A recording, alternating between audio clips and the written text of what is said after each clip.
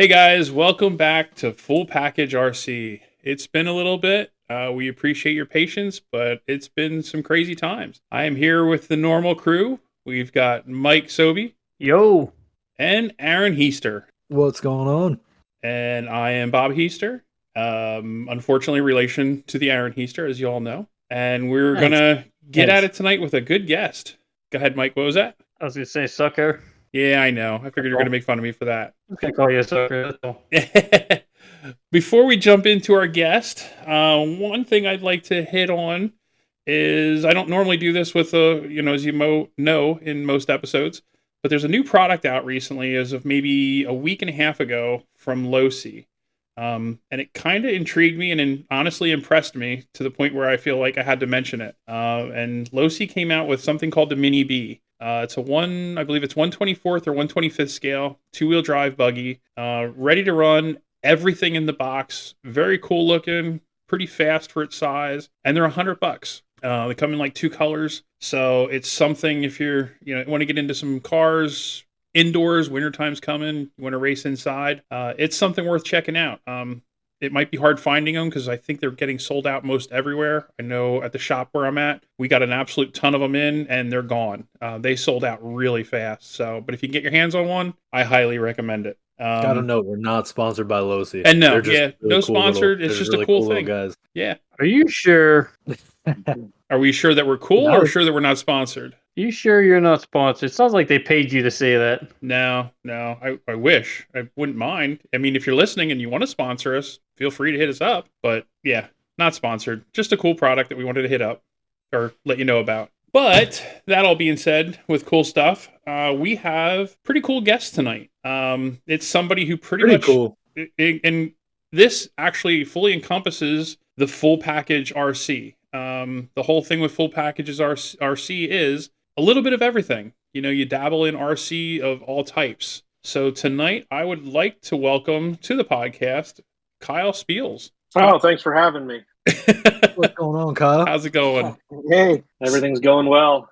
I would say dabble is probably an understatement. I kind of go big or go home. Yeah, we were trying to your Losi Mini B yet? I have not gotten a Losi Mini B yet, but now with that endorsement, I might have to look into one. I say it's kind of making me want to buy one. Yeah, I think you should, Mike. I mean, you're looking for something to buy. You might as well buy it. I'm looking at them. I'm looking at them right now. They're pretty ugly. No, they're not. Looks like a Cybertruck body. You're pretty. It does not look like a Cybertruck. Those are ugly. Are you kidding me? I think I saw in the contract that all guests that come on get a free Mini B after the podcast. Is that how that works? That is not how that works. I think you were looking at the wrong podcast. Oh, that might have been something from maybe Free Fall or something when they did theirs, but that's yeah. That might have been the half package. This is the full package. Half package. There might be a podcast out there that says it wasn't in the budget. Yeah, because we don't really have that's a budget. Ours is it wasn't in the budget podcast. There we go. That's to come later on. That's the spawn of this one. I used to race a lot of off-road vehicles back in the early 2000s, and did a lot of racing with Team Losi Racing, and they make some good products. No doubt about it. Nitro or electric racing? Primarily electric. Okay. I've pretty much stayed electric for just about everything that I've done. It was. I remember back in it was probably 2003. Losi came out with one called a Matt Francis Triple XT race truck, and got it for Christmas that year, and raced it for 2 or 3 years. And just like anything else, something newer and later greater comes out, and ended up selling that truck. And that truck was actually part of like senior pictures and stuff that I took back in the day.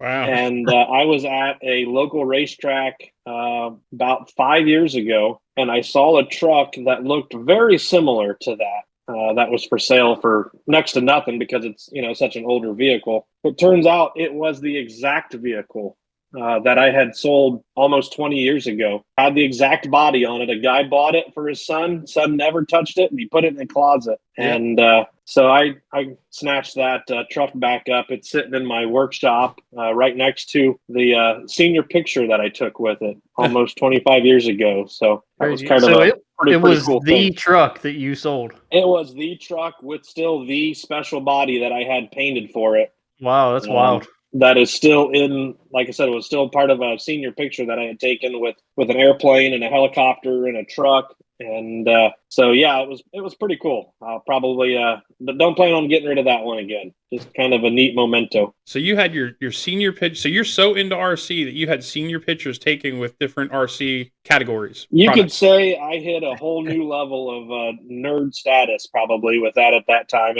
You know, if I wasn't getting the girls, I was definitely high up with the RC community. Yeah, I was just gonna say if you were taking pictures with RC stuff, you were not fighting the ladies off at all. No, not at that time. That's pretty funny. So how does it go now for you though? Because as I understand it, your wife is pretty much into the RC thing with you, correct? She does. Janelle really loves the surface stuff. She plays with any of the trucks and cars and boats that we get out. Doesn't show a lot of interest in the air stuff. But I'm okay with that. She loves being around. There's kind of a good group now of girlfriends and wives that come out to the event. So she talks with them, prior to an event and sees who all is coming and what they're bringing for food, and just excited to hang out with them. So she has her whole group of people that she likes to hang out with at the events, just like we do. So is that how she you got her in? She doesn't show much interest in the air stuff yet, but I know there's 4 or 5 women that she talks to that are starting to fly like Gooski S2s and S1s, and I don't know, by the end of this year, I'm guessing she might start getting on the sim a little bit just to see what she thinks of it. So basically, when you met her, you just said, "Hey, baby, you want to see my associated RC10?" Yeah. You had her I don't know if that was the exact line, but I'm certainly glad she supports it. No, that's great. That's awesome to have someone that supports you in what you do and does it with you too. Yeah. That's pretty cool. Absolutely, yeah. Like I said, she really looks forward to it and tries to take off of work to go to some of these events, and she has her favorites of different places we go to, and but certainly just loves hanging out with everybody. She's sometimes known as Kyle's wife, or sometimes they'll call her Mrs. Spieles, and get it. She answers to Janelle normally, but okay. A lot of times she'll introduce herself as, "Hi, I'm Kyle's wife." So we all get a kick out of that, because I know like Sean Hall always calls her the cookie lady, because she always likes to bring cookies to the events. Nice. Wow, how crazy is that? We're on a podcast with Bob's son and Aaron's dad. Yeah, right. Yep. Because that was what they were. Everybody called them. Well, you could tell them the story, Bob. Yeah. Well, that was just for years. I was a nobody. Aaron had his YouTube, and so people always knew me as Aaron's dad. I didn't have a name. Now Aaron got out of it again for a while. So this year at IRCHA, he was Bob's son. Kind of made me feel vindicated. It made it funnier that Mike kept going around and, "Hey, it's Bob's son. It's Bob's son." He kept announcing it. Yeah. We're kind of we're lucky enough that I'm only about less than 2 hours from AMA headquarters, and so at IRCHA, rub it in. My parents actually came out to IRCHA. My dad dabbles with helicopters a little bit, and so my mom decided she'd make the trip out to IRCHA to take a look at it. And she hears stories about people that follow me on different social media platforms and all of that. And it was after about 2 hours at IRCHA, she's like, "People know you." Because I'd have just people come up saying, "Oh yeah, I seen your post on Facebook or Instagram," and I was like, "Yeah, it's kind of cool," but she just kind of had this look of, "Huh, I don't know how I feel about that." I'm like, "Don't worry, your son's not a celebrity or anything." Yeah. This is my world. Yeah, these are my people. That's right. So go ahead, Mike. What's one thing you want to know about Kyle? Ooh, keep it clean. I am curious what got you into like the crawler stuff, because it's kind of a small group of people that are kind of get into the crawling stuff and stick with it enough to buy more than one crawler. To be honest, I would almost, and you guys will understand this being in the northern states. I'm in Ohio. And normally by about middle of November through March, it's kind of a depressing time. Oh, yeah. There's not a lot of flying being done, at least from me anyways, when it's 0 out and there's snow on the ground. And So I was just looking for something to do, and I wanted it to be RC involved, but a lot of the tracks are 2.5 hours away from me. And so we started looking a little bit into the crawlers because we had a couple places, we'll say about an hour away, that we could enjoy the crawlers at. And so we just kind of started doing that. And plus, Janelle really enjoys, like I said, doing the crawlers and the trucks and buggies. And so it was a way for me to still do something that I enjoy, but also get her involved and kind of do it almost as like a thank you for putting up with me for the 8 months of the heli season. Let's go do something that you enjoy, yet I can still enjoy it as well. Oh, that's cool. Very Now, cool. do you have a preference? Do you prefer like the 10th scale or the smaller 24th scale, or? Really, I prefer probably the 10th scale. Okay. The 24th scale is okay, but kind of it's really more of a just kind of a calm down hobby for me coming off of the helicopters. Yeah. So if we go hard at helicopter events for 2 or 3 weeks out of the month, we may take a weekend and just kind of go to the crawler course and just kind of relax. A lot less pressure and a lot less money involved, and it's just kind of a place to hang out and just kind of unwind. Do you get into and any sort of competing with any of the crawler stuff? Where you get into like the scale We do competition, not. break it down to No, classes? we do not. We just do it purely for fun. We've got 3 or 4 10 scales and 4 or 5 of the 24th scale crawlers. But we have not really competed. I think both Janelle and I are kind of at the mindset that we don't have a lot of interest in competing. We're just kind of wanting to do it for fun. Yeah. And for me, I enjoy the buying the new kits or the new ready to runs and trying that. So I guess for me, I'd rather have another crawler than pour a bunch of money into one just to amuse myself. Kind of, one of those situations. Yeah, So- and there's a bunch of odd rules when you get into competing. Like when you look into a lot of the G6 rules, because G6 is at least like our local, somewhat local group. And the G6 rules are super, super specific for each class. And it really, really puts you into such a niche box where, like, if you're a general hobbyist, you have to spend hundreds of dollars just to be able to even enter, and make your car legal for the classes. It's weird. Yeah, and I've got enough with the heli hobby that I don't need that kind of stress in my life. Yeah, I agree. If I want to touch it or catch it so it doesn't fall to the ground or kick it up a hill that my tires aren't grabbing on, that's what I'm going to do, and I'm going to smile doing it and having a good time. Nice. Good. So you're the fun kind of rock crawler. Yeah, that's good. Absolutely. Yeah. We're just out there to have fun. Do you compete with any of the stuff that you do? Like any of the RC aspects? Not anymore. When I was racing the cars, obviously competitively with doing the cars and the trucks, and it was to the point where you would completely build a new buggy or truck to shave a tenth of a second off, and it just kind of got to the point of it was becoming more of a job than I wanted it to be. Yep. And I'm just more of we'll call it a basher that enjoys a good track.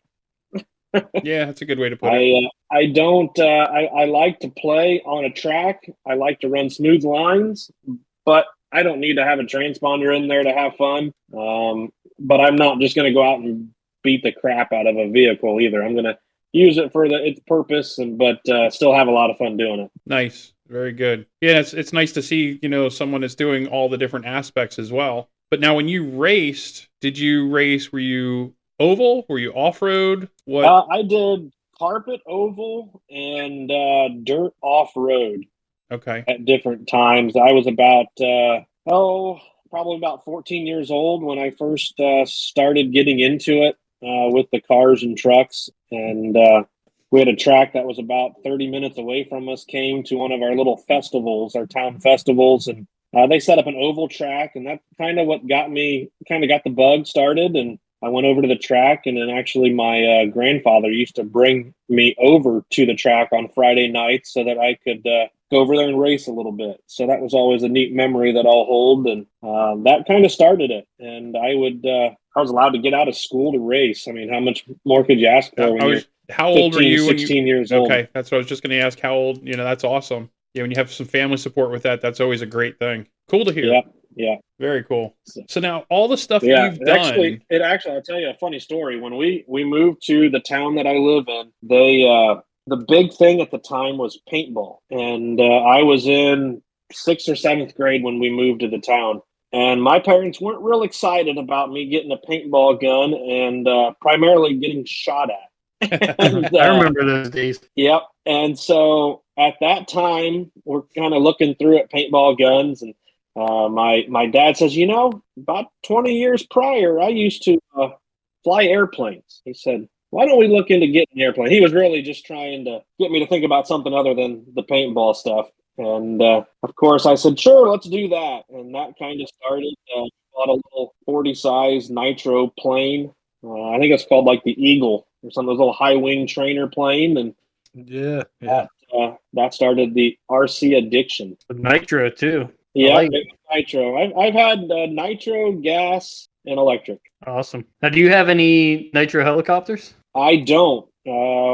Good man. Kyle, what are you doing with yourself? No, he's good. He's good. Stick to electric, man. You don't want to do that nitro crap. Don't listen to Bob. I thought about it.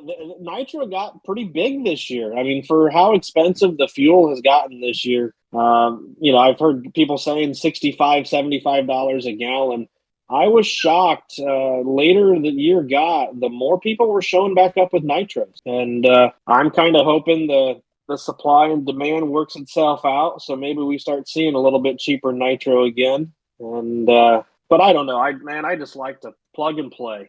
But have you flown a Nitro 700 yet? Yes, I had. I got in and out of the hobby a few times over the 25 years or so that I've done it. But I've had everything from as old as like Vibe 90s, Raptor 30, Raptor 50s. My last nitros that I flew was a JR Vibe 50 and a Align T-Rex Pro. So now I'm liking the Raptor 30 in there a little bit. Yeah, no, the Raptor 30 is great. So the Raptor 30 holds a special place in my heart. That's right. The old milk jug canopies. That was my only nitro heli I ever had. Yeah. And I say had because I no longer have it.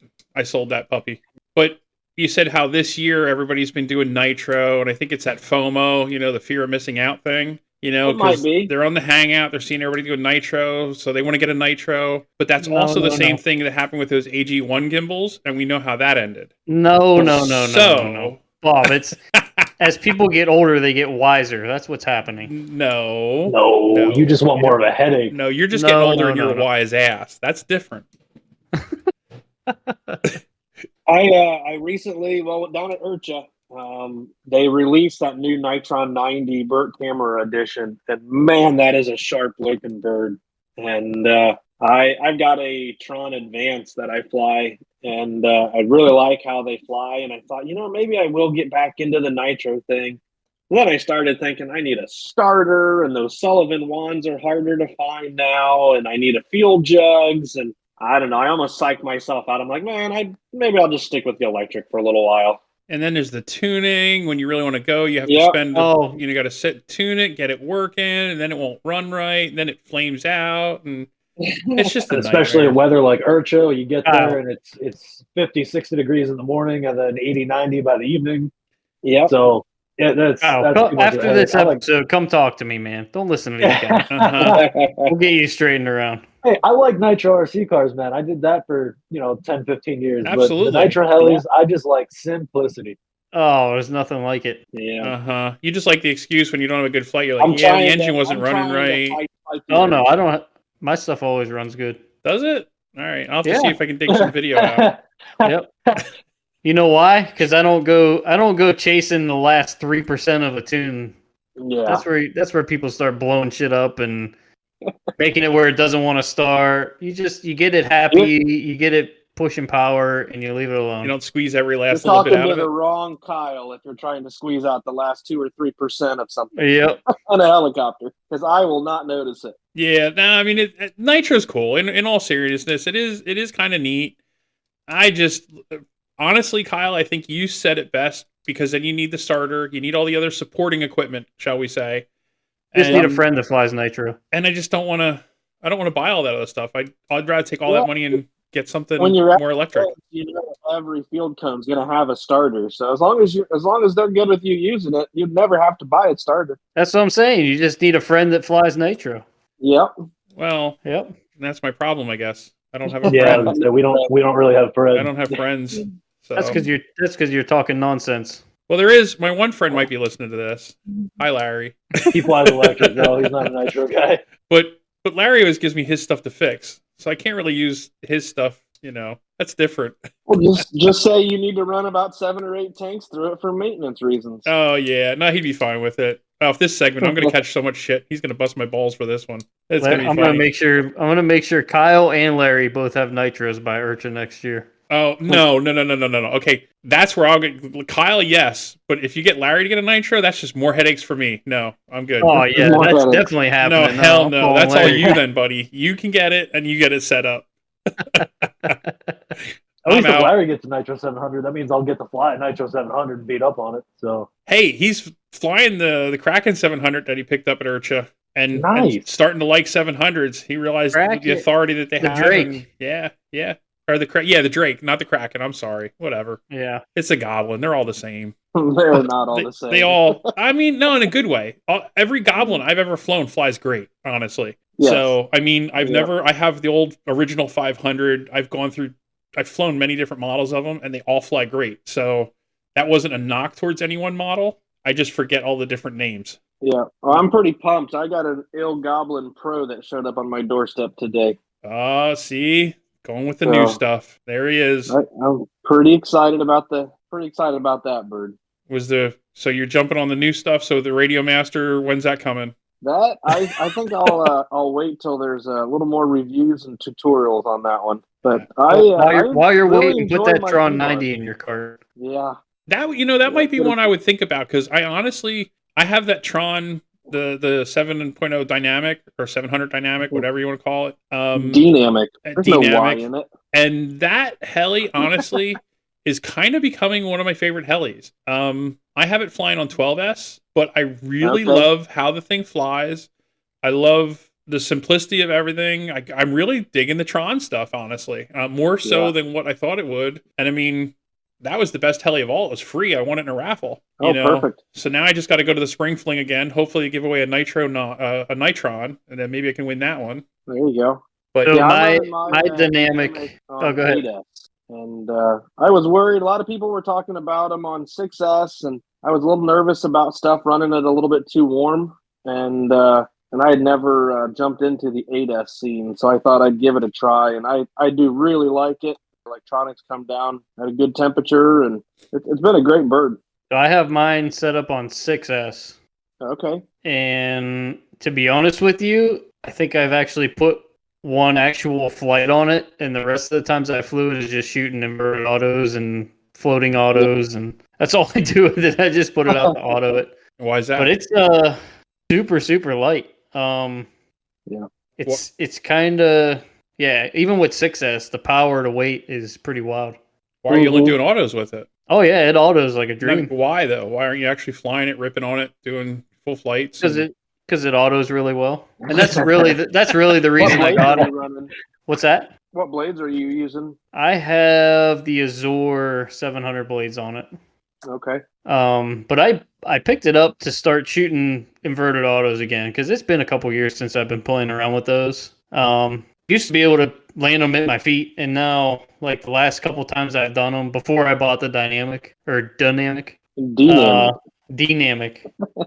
don't know how to say it. I just think it. I think that's how it sounds.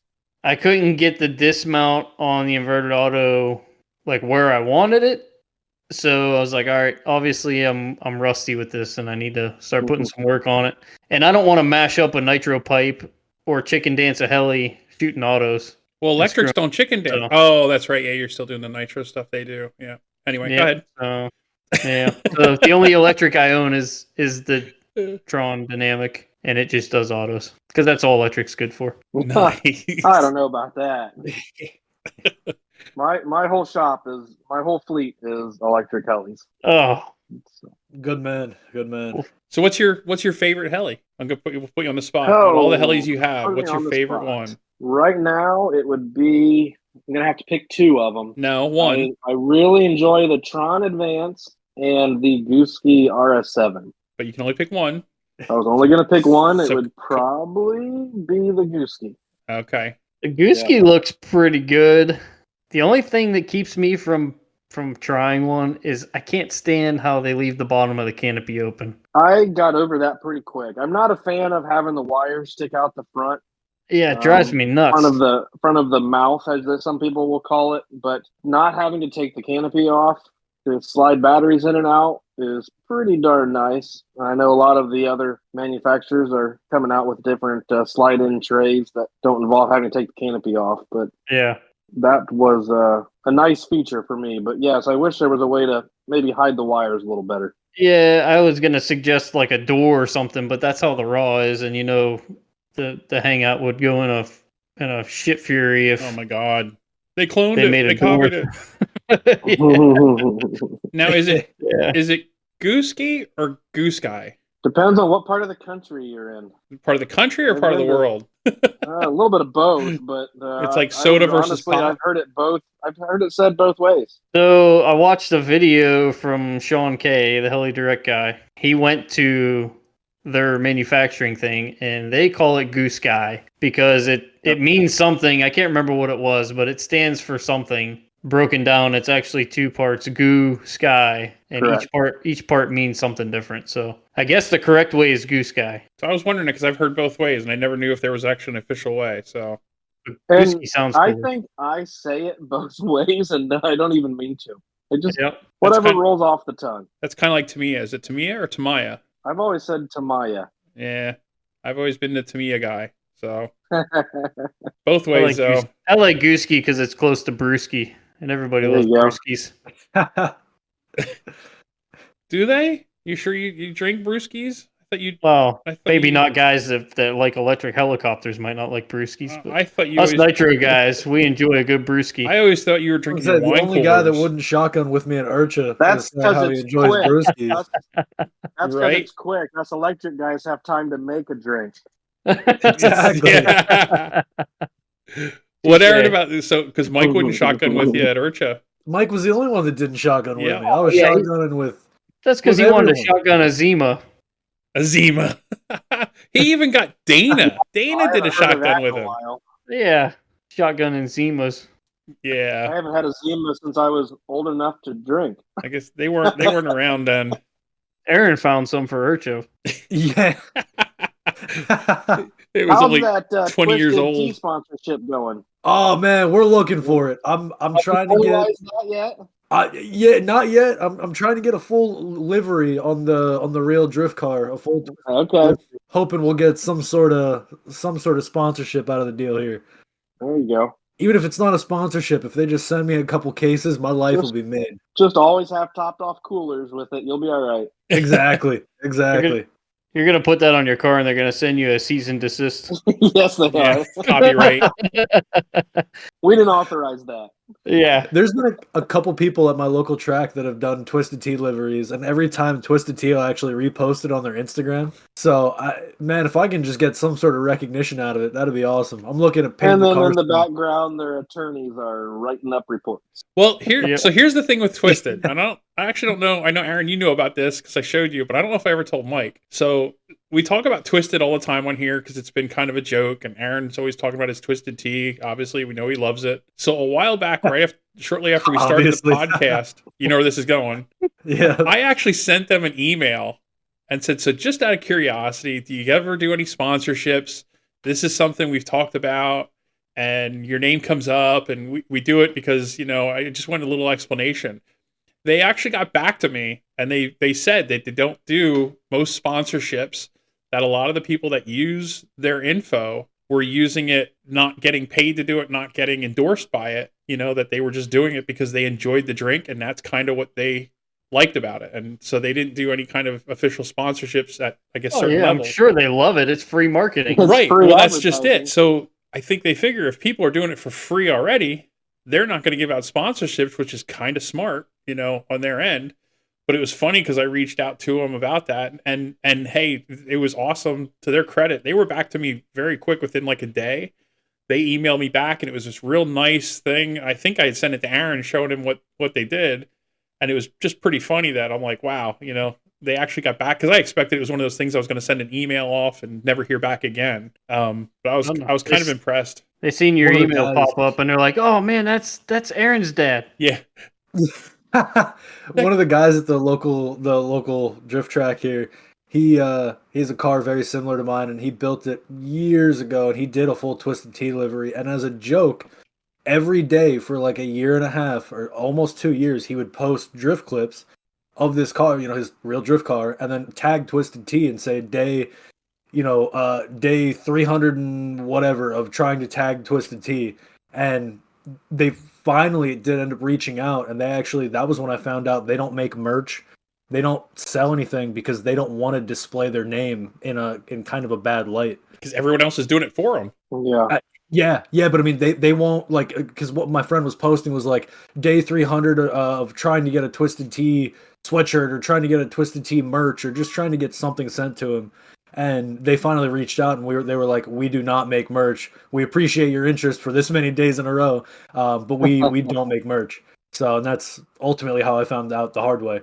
That's pretty funny. Speaking of merch. What a segue. I know, you like that? I was actually going to do this at the end, but I'm like, this actually kind of fits in pretty good. So I did create a store. Get on that shop. If anyone is interested in any full package RC merch, you can go to bonfire.com. It's BONFIRE. It's actually bonfire.com/store/full package RC. And you should be able to find everything there. I also do have a link listed on our Facebook as well. And any questions, you can hit us up at fullpackagerc@gmail.com. How's that for a nice little prices on stuff? I'm sorry, what's that? Prices. Yeah. I tried to keep it. When I put it all together, I tried to keep it normal. We're not, we're trying to do it maybe to make a couple bucks to help use for things for the podcast, but it's not much at all. I just honestly, I enjoy seeing people wearing, the full package merch. It's kind of, I don't know, makes me feel like I'm doing something good. Yeah, but the extra money really goes to help Aaron with his Twisted Tea habit. So Yeah. please buy a damn shirt. Since he was denied sponsorship, he's got to be. Yeah. Supporting an alcoholic I was drifter. gonna say, if we're being honest here, it's not just Twisted Tea; it's all the Twisted Tea and crack. I need a little. Jesus Christ! Gotta ride that high and low. Yeah. We're all enablers. That's how I can fly low and aggressive. I need that laser precision. I got to be locked in. Yeah. Right. Is that the trick? Crack. That's the trick. Wake up every morning at Urcha, hit the pipe a little bit. No, the trick is you got to buy one of our hoodies. There you go. When you wear the full package, everything works better. You've already got shirts, Kyle, so you can put them on, or actually, Janelle's got a shirt. I just realized that. Yeah, as I said it, your wife's got the shirt. You don't, because I screwed the pooch and didn't have enough of the right sizes. Maybe I'll try to convince her to wear it this weekend at one of the 2 crawler events we're going to. There you go. Nice. So, yeah, I forgot. We're doing a night crawl. That's going to be interesting. I've never done one of those before. Nice. That's pretty fun. Where's that? Basically, we start out at like 6:30 at night or whatever, and around here it's been getting dark around 7:15, and put the little headlamps on, and we're going to walk through a wooded mountain bike course, and basically just crawl for like 4 or 5 hours and hang out with a bunch of people. And normally they get around 75 men and women that have a good time. Nice. And where's this That's at? a big turnout. This is at Van Buren State Park, over by Bowling Green, Ohio. Okay. And that's this weekend. That is on Saturday evening. Okay. And then Sunday, we will be at a place they call The Hill in Fort Wayne, Indiana, for another crawler event. So unfortunately, if you're listening to this, that means you already missed it, because by the time I get this edited and up, we're going to be probably past the date. So I apologize. Well, just wrapping up, the crawler events were a great time, good turnout. You know how it is. Yeah. Nice segue. Yeah, it was pretty good. Yeah. And Mark fresh Patton off the event, how did you enjoy your night crawling? It was awesome. Yeah. Oh, that's pretty good. There's a big crawler event out by me. It's called the East Coast Scale Challenge. It used to actually be sponsored by RC 4-Wheel Drive for many years, but their tickets for it go up for sale online, and they sell out within like 10 minutes. Like you have to be on there ready to buy them. And it's a SORCCA or SORCA, whatever they call it, event where they, it's all scale classes and stuff like we talked about earlier, where you have to, fit the requirements and everything. But they have like a fun run and stuff, and they do a night run, and it's a really good time. That's what these are both just fun runs. Yeah, it's at a campground, so you can get a camper in there, camp for the weekend, and just do the crawling thing all weekend. It's a pretty good time. Yeah, I can go outside almost any time and find some night crawlers. They're a little slimy though. I thought that's where you were going with it. No, I was expecting something. A swing and a miss. Yeah, I was expecting Mike to fire back at me with something smart ass. I figured I better hop in there. Yeah, usually Mike has something quick on that one, but he was a little slow. No, I'm protesting you because you fly electrics. Oh, okay.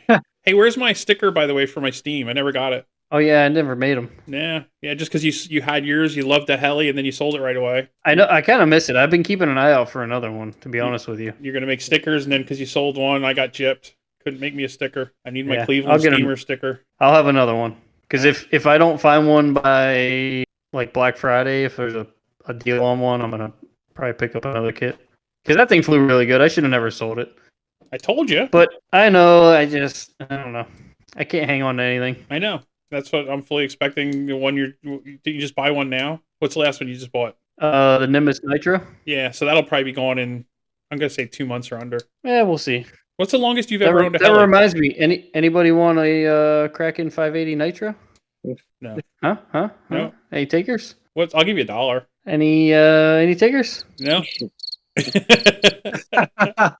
What's the longest you've ever owned a heli, Mike? I had the longest one I still own, is a Raptor 90 that my father-in-law gave me. Brand new kit, never been flown. He put it together back when the Raptor 90 was new. That was like an OS 70 in it? No, it has OS 91 ST in it.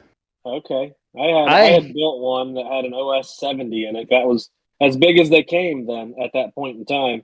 Yeah. Now this is brand spanking new, never been flown. I've never flown it. I've slowly been kind of putting it together, finishing it up and stuff, because it was kind of halfway built when he gave it to me. And I want him to put the maiden flight on it. So eventually one day. But I've had that for probably 5-6 years now, maybe. You need to go into politics, because I just asked how long you had it. That was a really long answer for just to give me years. Yeah. So 5 or 6 years. All right. Other than that, I had a T-Rex 700 Nitro Pro that I had for probably 4 years. That was absolutely hands down my favorite helicopter. Kyle, what's the longest you've had a heli, Kyle? My entire fleet seems to last about 12 months, and then I always want to change things up or build something new over the winter. Aaron, I think you might win this one. I was going to say, I win this by a long shot. I only fly old shit. Well, no, I was going to say, what's your longest heli, and do you remember, do you know how long it's been now? Oh, my God. Well, it's still, to date, my current favorite helicopter to beat the ever-living shit out of at Fun Flies. And what I get it, we're in 24 now. I think I got it in 2013, right? Yep. Yeah, I mean, I've had that years. thing forever, and I love it. It's getting difficult to get parts now because I wreck it every time I take it out. But it's an amazing. It's a T-Rex 600E DFC. E-Pro DFC. Thing is amazing. Yeah. You have a good mechanic working on it though, so it keeps getting repaired. 600 ESP back in the day that I really enjoyed. Yeah. What's the difference? ESP's flybar, isn't it? ESP's flybar. Yeah. 5,000 used to run like $350. Yeah. Technically, Aaron, your 500 is actually the oldest one, right? You still have the 500, and you've had that longer than the 600. I have a T-Rex 500 ESP, and yeah, I've had that since what, 2012? 10? No, 11 or 12. Actually, was that 11? 12? Okay. 11, because we went IRCHA. 2012 was our first year at IRCHA, and you'd already had that for a while. That's right, and we thought we were king shit pulling up to IRCHA with two 500s. We're like, yeah, we got some big heli. Well, two 500s and two Raptor 30s. Yeah. Yep. Yeah, we thought we were good, and then realized, we ain't shit. But you know what? You still had a good time. It was great. Oh my God, yeah, best thing ever, absolutely. Yeah. But for anybody to say I hear about people that get discouraged about going. They get nervous about going because of the sheer number of people, and they don't want to be like, in the way. And I just tell people, we each have our own box to fly in. Doesn't matter your skill level. We've all been there. Yeah. Yeah. Well, that's kind of like what I was just saying with everything too, is, you can have old helis. It doesn't matter old, new, if you're having fun. The most fun we had at IRCHA this year was Aaron and, well, actually Dana doing a dual flight. Aaron had his old 600, beating the living shit out of it, ended up unfortunately crashing, but we were laughing hysterically, had the whole thing on video, and it was a ton of fun. So you can go out to these events, fly, have fun. You don't need to have the latest and greatest. No offense or not knocking on the Il Goblin. I know everybody's jumping on the bandwagon with them. They're awesome helis. That's why I mean nothing bad with them. But you don't need an Il Goblin. If your budget says you get an old Align heli, get it. Get it. Go fly it. Have fun. And just get out there and do just that. I saw at IRCHA, I'd be driving down the flight line and you see a guy taking up one of the little Gooski S2s, or they're taking up an old 450 or, a 360, just some of the smaller stuff. I'd almost rather watch some of that because there's two different types of guys that go out and fly them. There's the newer guys, which, will stop, watch a little bit, just kind of watch them a little bit. Or there's the guys that they take the little ones out and just beat the ever-living shit out of, and it's so fun to watch. And it doesn't matter your skill level. Go out, take a 450 out, go have fun with it, whether you're hovering or laying it down on the deck. It's still cool to watch regardless. So if you're exactly taking MCPX, if you're bringing the an heli MCPX, community, man, they welcome everybody. It doesn't matter. Yep. I mean, we're all just having fun. I have never been to an event in all the years where somebody's like, "Oh, look at that guy flying that old junker." No, they're just excited to see them fly, and a lot of times we're just happy that they're out there flying. It doesn't matter what you got. And if you're at an event, even Mother Nature sometimes can't spoil it. I've been at events where things go sideways and it rains or it's ugly, and things go great. For instance, you just said you were at Fun Flight Indiana, a couple weeks ago? Yeah, absolutely. We had and how did that go? Hoosier Heli Hangout 2 weeks ago, which we nicknamed the Hurricane Hoosier Heli Hangout because on Friday of that week, we had 45-mile-an-hour gusts, but we still made the best of it. They had a great clubhouse, and we cooked a bunch of good meals, and I brought a simulator controller and sim. We hooked it up to a big screen TV. Still had a lot of fun. Had a couple guys we helped build a couple new helicopters in the clubhouse. So we'll always make the best of it. We're just happy to be around like-minded people. And that's what it's about. That's awesome. I love hearing stuff like that. So while we're on the events thing, Kyle, you put on your own event, correct? I do. We have the Buckeye Blade Scrape. Normally, it's a first weekend in May every year in Lima, Ohio. So we are about right in the middle between, we'll say, Dayton, Ohio, and Toledo, Ohio. So we're right in the middle of those two. And we normally have it the first weekend in May. And it's always a good time. Absolutely. I ran it the last couple of years. I started it 2 years ago, and it's been growing, and always excited to see the following year. We always got a bunch of great sponsors and groups that help out. And it normally runs like Friday, Saturday, Sunday. We get a few people that sometimes come in on Thursday. And like I said, it's always just about having fun. Yeah, absolutely. So we do one of our prime events. We don't do a lot of competitions or anything other than at noon on Saturday, we do a blade scrape competition to see who can cut the most grass with their helicopter. So that's normally a mixture of really skilled pilots and then a lot of carnage. So if you're scraping long enough that the little OMP M2s and the Goose Guy S2s, all the way up to the 700 size class, there's no limitations, and people just always have a lot of fun doing it. And it doesn't take a lot of time. We go to some events where they're like, their competitions and stuff seem to take half of a day. And you're like, all we want to do is have a good time and fly. And so this doesn't take up too much time, but gets the people involved if they want to be. And the rest just get to enjoy it to see what happens. It's awesome. So if you're doing the blade scraping hard enough that you chunk up some ground and dig a hole, does that get you bonus points? We've had people that have carved initials in the grass with blades. That's always a fan favorite. And then we've had some that the ground's soft enough. We've seen some that have gone 6 inches below the deck. So that's never good. I'm gonna say if you just cut some grass and wad up the heli though while you're doing it, that scores you some bonus points. Absolutely. There you go. Yeah, They the only do, thing About the show you put on. they do an award at Triple Tree during Heli Extravaganza called the largest debris field. I always get a kick out of that. I think we could probably have an award for that with this blade scrape competition. So nice.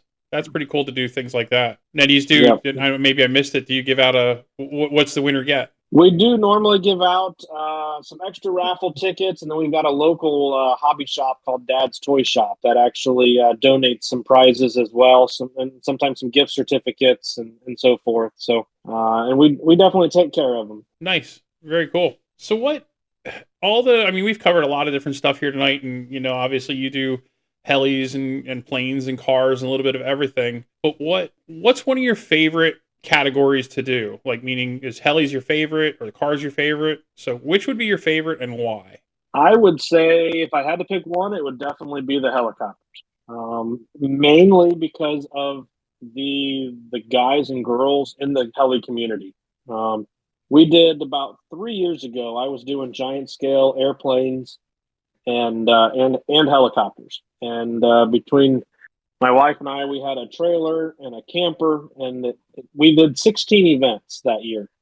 And it got to a point where I'd be at an event and I'd look over at Janelle and say, "What state are we in?"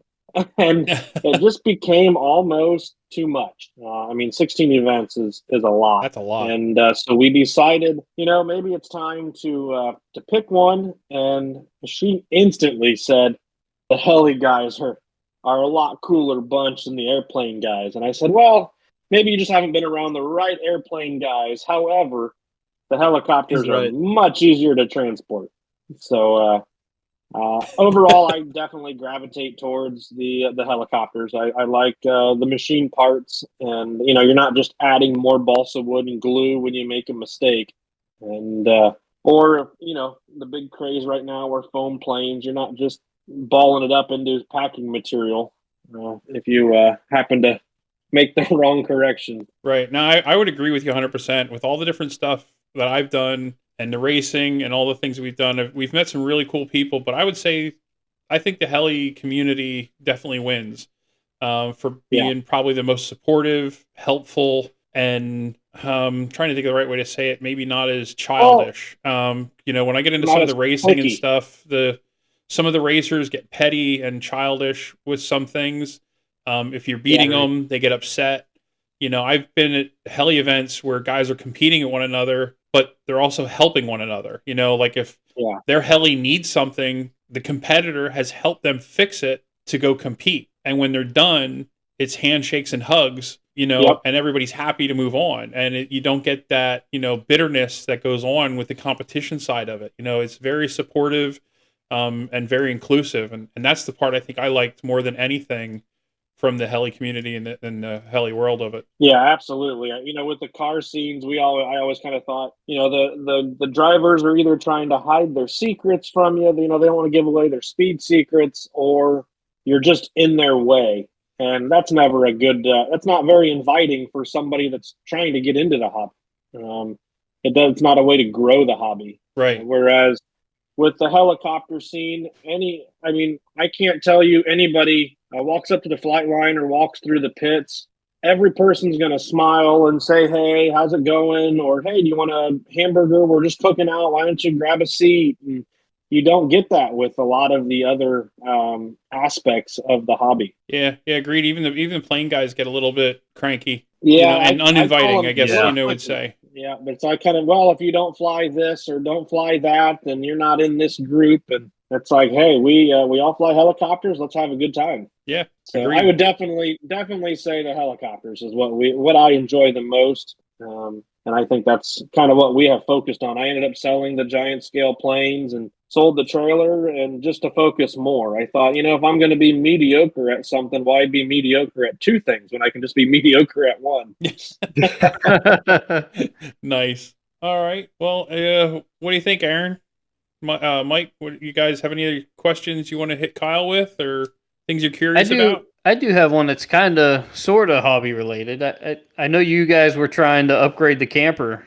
Did you guys make that happen, or are you still looking for something? Well, we actually, as of last week, sold the camper that we have been using the past couple years. We bought that one kind of as a let's learn the ropes. Neither of our families have done any type of camping, so there was a big learning curve to that for us, anyways, because we had just no experience, and we kind of decided that we wanted to learn, and that camper came up, and I think we kind of outgrew it a little bit. We learned all we could do with that camper.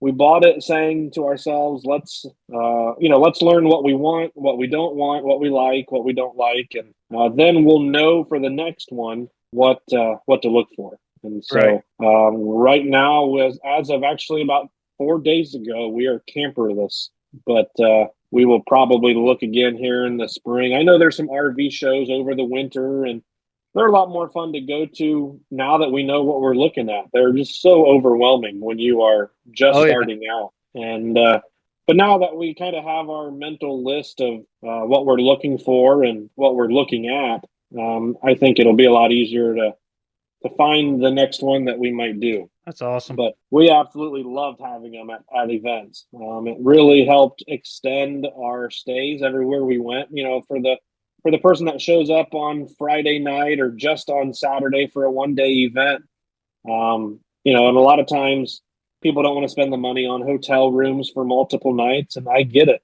And by having that camper, we'd maybe come a day early, we'd stay a day late, and all of a sudden here we are at an event for 4 or 5 days, and you're only using like one day of vacation time for work or whatever. And it really helped extend the stay. You get to relax a little bit more, maybe partake in some adult beverages after you're done, and just have no fear. It's just kind of a nice way to it was kind of always stressful hooking up and getting packed and everything. But man, once you get to the field, you just feel that weight come off the shoulders, and you can just relax. And you're here for a few days, and life is good. Yeah, awesome. We had that A-liner that we were trailing around for the last few years, and then right before IRCHA, we went and bought something similar to the ones you guys just got rid of. Yeah, we went and bought it brand new. Like you said, we kind of knew what we were looking for, and we went to a couple RV shows. And our biggest struggle is we're pulling it around with our Jeep Wrangler. So I think our next investment before we get something bigger is going to be a better tow vehicle. But I think if you're a fun fly person and you're in this hobby and you can swing getting a camper, it's an absolute must in my opinion for things like IRCHA, for HeliX. Or if not, the alternative is, and I was glad, Mike, you bullied me into getting a camper to use for IRCHA this year. Best decision ever. I don't get to enough events a year to be able to justify buying a camper, but I did find that RV share. That was something that was actually really cool, and I was glad I did. It might have been a little pricey, however, it was still way cheaper than all the stuff of having, to buy my own camper and to tow it. Absolutely. Like, what is it, 600 and some miles or whatever out to there, to get there. Truck would have made it. It barely made it under its own power and brakes. No, it made it under its own power. Anything. It's just by the time we got there, the stopping power had issues. But whatever. That's besides the point. That would have worked. It stopped. It just made a little noise. But you can go through RV share, and it's nice because you can actually have one delivered. Like I had it at IRCHA. I had it delivered to me at IRCHA. The guy brought it out, set it up, did everything. I didn't have to tow it, which meant I saved on gas towing. I saved on tolls, for towing. So all of that stuff paid off. Mileage, and you actually got there faster. So I mean, for those that don't want to go through the hassle, I think that RV share is a great idea. And if you're not doing it that often, if you're only doing it a couple times a year, it definitely is worth it. And like you said, being able to partake we're not campers. We don't. We're not going to a campground. I mean, when we have time available, we're at events, right? And so we're not into the camping scene. But so we'll see. We talked about maybe taking a year or two off from a camper, only because we talked about maybe doing that RV share and some Airbnbs and trying to hit some other ones. Like maybe I'd like to go to an event in Texas or an event in Arizona, stuff like that, where I know I'm not going to take my camper anyways. So maybe now is the time to actually do those types of events. Yeah, that'd be cool. I don't know. We're kicking that around. Like I said, there are a few places I would love to attend at some point, and I thought, maybe without the hassle of the camper right now, maybe now is the time to do those types of events. But, I say go for it. Yeah. Nice. You heard it here first. Kyle will be at the Southwest Rodeo. Oh man. Yep. And he hasn't said yes, but you might as well add the West Coast into there too. Make a couple trips out there. A full tour. Kyle is going to be the world traveler. I think he's even going to hit a couple overseas. Yeah, you'll see me in Thailand and Dubai, and all of that. Tandem with Tarek. Yeah, tandem with Tarek. All funded by Full Package RC. He's gonna get Tarek to shotgun a Twisted Tea with him just for Aaron. I will fly to Dubai with Kyle if we're shotgunning with Tarek. That's like a childhood dream of mine. That would be fucking awesome. I might be able to make that happen. I do have a few connections with that. Because he definitely ain't coming to us. But it's not. He is not. It's not funded by Full Package. We must say that, at least unless we need to sell a lot of merch. Yeah, we need to get the t-shirt sales to be able to make that happen. So if that's the case, go place your orders now. That might make as much news as us traveling out to meet Tarek is like Trump traveling over to meet Kim Jong-un. That might make that big a news. Yeah, in the heli world, I'm more concerned that you were dreaming of shotgun and Twisted Teas while you were a child. Yeah. Oh man, what's that say about your childhood? My man, gotta start young. If that's what your childhood was like, your parents were. Oh wait, never mind. Your dad must have been an asshole. The budget looks, and we'll book those plane tickets. I'm down. It sounds like me and Kyle are out to Dubai. There you go. Little guys. You can go see Nick while you're there. That's where he's living. Nick Johnson. Oh shit, that's right. Yeah, he's out there. He's selling real estate out there, so you can go. Maybe he can hook you up with a good place to stay while you're out there. There we go. We got some good connections. He's probably down to shotgun some drinks with you too. Yeah. He'll probably just let you crash in one of the houses. I can just see how the conversation. And I was going to say, so how'd it go? And I said, well, I think we're leaving for Dubai, but I'm not sure. Yeah. By the end of the week, plane tickets are booked. It's happening. Yeah. That's Contact awesome. Tarek. I'm sure he has a private jet, or someone can get us a private jet. Yeah. Me and Kyle can fly in style. Wouldn't that be nice? Tarek on the tarmac. There you go. There we go. That's the next episode of Full Package. I like that. There we go. Is it tandeming with Tarek on the tarmac? See you in Dubai. Tandeming with Tarek on the tarmac. The triple T. Fast. Yeah. That's right. With Twisted Teas. With Twisted Teas. That's awesome. We got to get Deo to make up a graphic for that, and we'd be good to go. We'll get it on a shirt. Yep. Oh man, the possibilities are endless. We'll get that shirt made and we'll add that to the store. So, alrighty. Well, we're dragging this one out a little long, but that's good. We've had lots to talk about. I really appreciate Kyle. You for coming on. A short notice. We had you set for maybe a little bit down the line, but some guest things shifted around, and you stepped up like a trooper, and you stepped in last minute to make it happen, and I really appreciate that. So thank you very, very much for doing that and helping us out on that one. Oh, you're very welcome, guys. I appreciate it. It was definitely an honor to help you guys out and be on the podcast. I really appreciate it. So you gotta say, you're pretty. If you ever see Kyle out at a fun fly, stop him, talk to him. He's one of the most fun, interesting dudes to talk to. Hell yeah.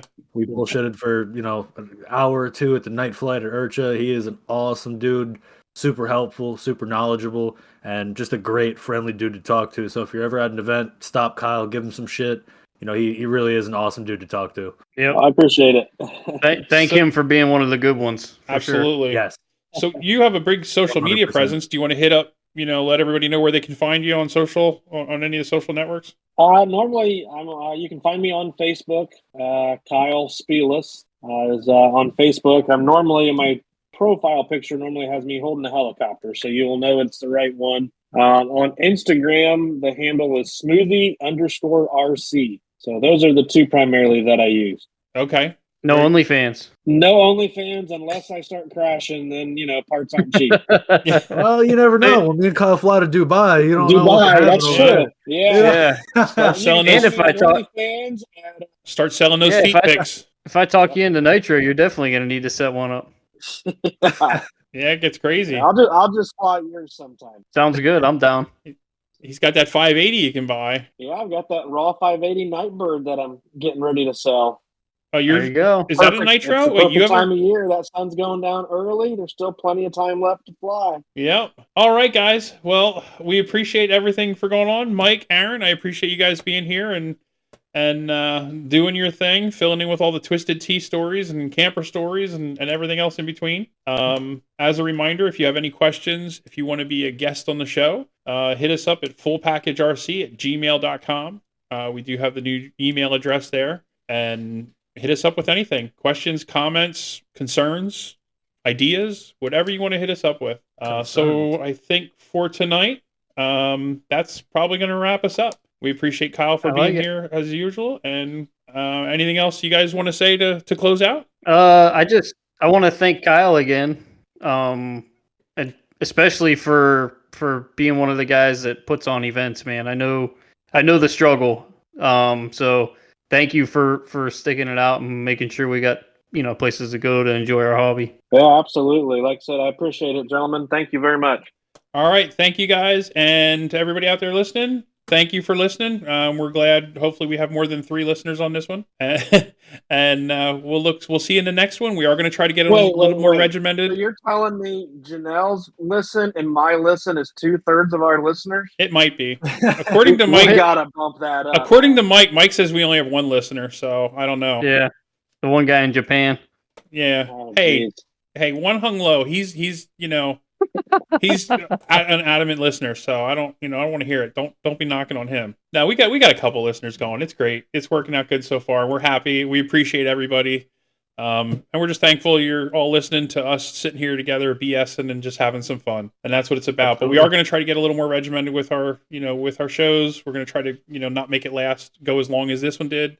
I apologize for the long delay, but we're going to keep moving forward and we're not going anywhere. So going to keep putting at them. I'm going to have fun doing it. That's the big part of it. So guys, thank you. And you all have a great night. Get out there and fly. Hell yeah. See ya.